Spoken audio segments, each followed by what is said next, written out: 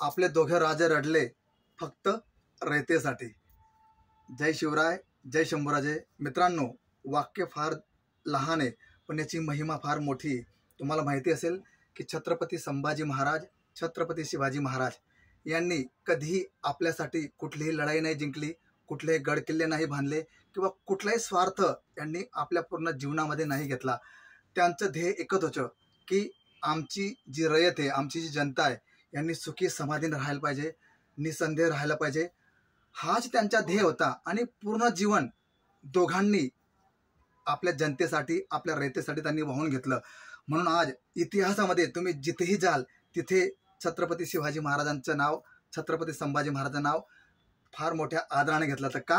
कारण त्यांची कीर्ती जबरदस्त होती, मूर्ती लहान होती पण कीर्ती महान होती मित्रांनो। त्यामुळे डोळ्यासमोर यांचा आदर्श ठेवून आपण कुठलेही काम जर केलं ना, मी तुम्हाला गॅरंटी देतो की ते काम तुमचं कधीही अपूर्ण राहणार नाही। का?